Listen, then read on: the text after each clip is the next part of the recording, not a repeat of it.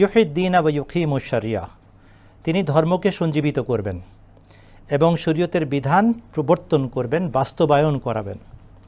আর এই কাজটাই হযরত মির্জা গোলাম আহমদ কাদিয়ানী আলাইহিস সালাম করে গেছেন। তিনিই বলেছেন যে মুখে মুখে আমরা সবাই মুসলমান, কিন্তু ইসলাম মানি কয়জন? অতএব মুখের ইসলাম বাদ দিয়ে কাজের ইসলাম করো। নতুন কোনো ধর্ম দিবেন না, নতুন কোনো শরীয়ত দিবেন না। সূরা মায়েদার 4 নম্বর আয়াতের শেষাংশে আল্লাহ তাআলা এই কথাই ঘোষণা দিয়েছেন, আজকের দিন আমি তোমাদের জন্য তোমাদের ধর্মকে পরিপূর্ণ করলাম, আমার নিয়ামতকে তোমাদের উপর সম্পূর্ণ করে দিলাম এবং ইসলামকে তোমাদের ধর্মরূপে মনোনীত করলাম। অতএব নতুন কোনো ধর্মের অবকাশ নাই।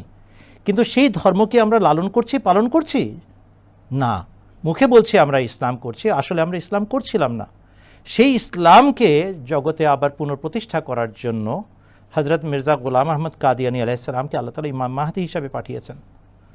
এবং তারই আরেক নাম রূপক অর্থে ঈসা ইবনে মারিয়াম, যাকে মসিহ মাউদ বলছি আমরা। অতএব নতুন কোনো ধর্ম নিয়ে আসবেন না, কিন্তু ইসলামকে পুনর্জীবিত এবং পুনর্বাসিত করার জন্য আসবেন।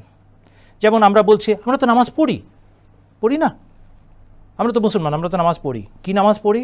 এই যে দাঁড়ালাম, আর তারপরে গিয়ে মন্ত্রের মতো কিছু পড়লাম, বুঝলামও না, অনুধাবনও করলাম না, উপলব্ধিও করলাম না, চলে গেলাম রুকুতে, তারপরে চলে গেলাম সিজদাতে। আমি কারো মনের উপরে আঘাত করছি না বা কারো মনের অবস্থা জানি বলে দাবি করছি না, কিন্তু আমরা সবাই নিজের অবস্থা নিজেরা জানি।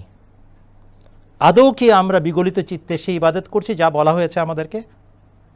এই কথার দিকে মনোযোগ আকর্ষণ করেছেন।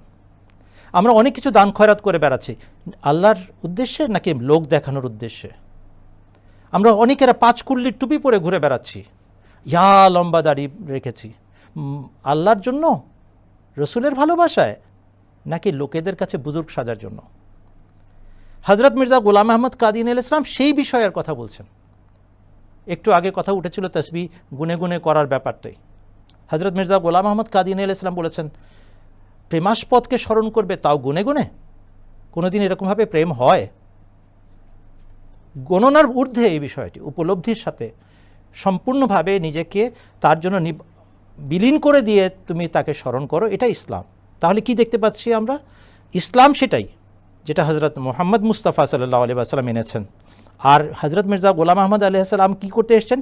তার মুনিবের যে শিক্ষা, তার শিক্ষাগুরুর যে মূল আদর্শ, সেটাকে পুনঃপ্রতিষ্ঠা করার জন্য এসেছেন। এইটাই হচ্ছে তার কাজ, যেটা তিনি করে গেছেন সফলভাবে। এখন খেলাফতের অধীনে তার প্রতিষ্ঠিত, তারপরে পরবর্তী ধাপে যে খেলাফত প্রতিষ্ঠিত হয়েছে, তার কাজ এটাকে বাস্তবায়ন করা এবং পর্যায়ক্রমে এটা হয়ে চলেছে।